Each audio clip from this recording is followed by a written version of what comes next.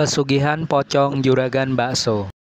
Halo guys, balik lagi di Wisata Horor. Dan kali ini cerita datang dari teman kita, Jenny, yang akan berwisata horor di daerah Kendal, Jawa Tengah.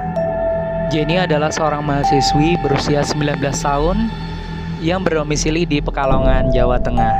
Dan dia ingin jalan-jalan ke rumah kakaknya di daerah Kendal, Jawa Tengah juga guys.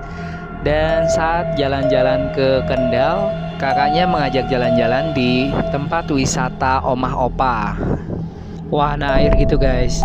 Dan pulangnya mereka mampir di salah satu bakso yang rame banget di daerah Kendal.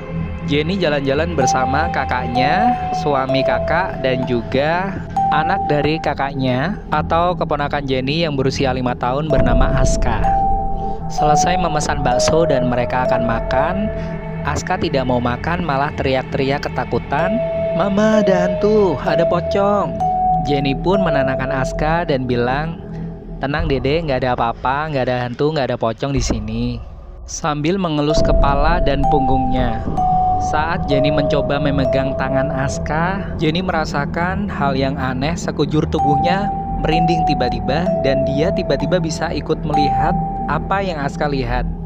Jenny melihat pocong yang ada di sebelah dandang bakso yang sedang mengalirkan air liurnya ke dalam dandang bakso yang akan disajikan kepada pelanggan guys.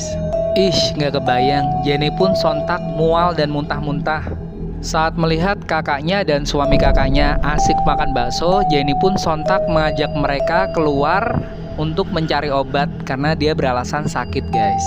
Suami kakak Jenny pun cepat-cepat menghabiskannya karena bentar nanggung enak. Dia merasakan kuah dan bakso tersebut sangat enak dan nikmat. Jadinya tidak rela bila menyisakannya. Dan akhirnya kakak Jenny pun segera membayar dan langsung bergegas naik mobil untuk pulang. Setelah sampai di rumah kakaknya Jenny, Jenny pun menceritakan apa yang dia lihat. Kakaknya pun langsung percaya karena waktu kecil Jenny seperti itu guys, indigo. Tapi saat menjelang dewasa dia udah nggak bisa melihat hantu lagi. Tapi tadi saat memegang tangan Aska, dia langsung bisa melihat lagi. Dan kakak Jenny pun menyadari bahwa anaknya si Aska bisa melihat makhluk halus guys. Mengetahui hal tersebut, kakak Jenny pun langsung gak bakalan makan di tempat itu lagi. Dan gak lama Jenny pun balik ke Pekalongan guys. Sesampainya di rumah, Jenny pun menceritakan pengalaman mistisnya kepada ayah dan ibunya guys.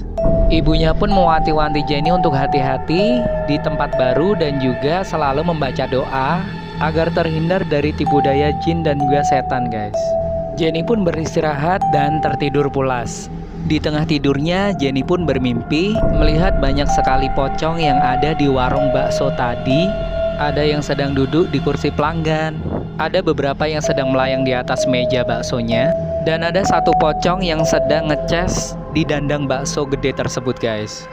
Pemandangan yang sungguh menakutkan.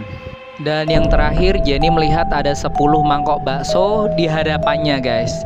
Dan pocong-pocong tersebut seolah memelototin Jenny dan memaksa Jenny untuk memakan semua bakso tersebut. Jenny pun sontak ingin lari langsung dari sana, tapi rasanya tidak bisa bergerak, hanya bisa mengambil bakso tersebut guys. Dan Jenny pun menangis ketakutan dan teriak sekencang-kencangnya di dalam mimpinya, sampai dia pun terbangun.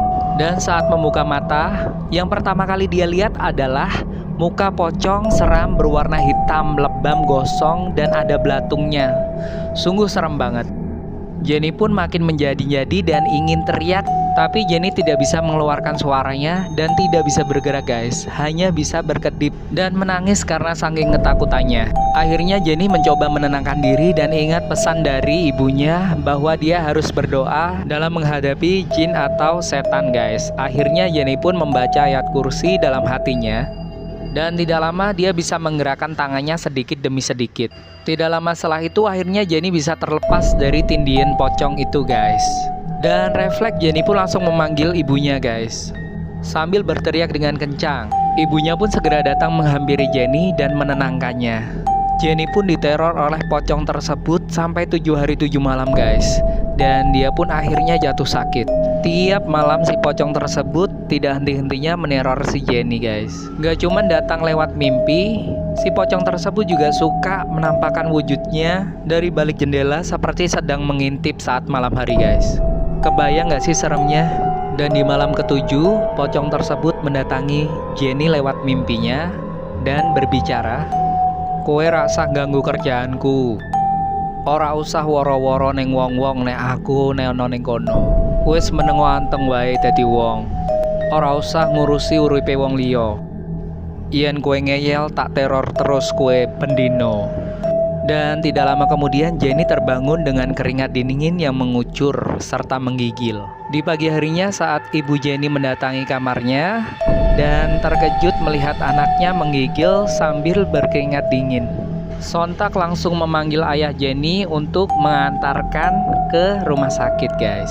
Di rumah sakit Jenny pun hanya dibilang demam biasa dan diberikan obat lalu pulang.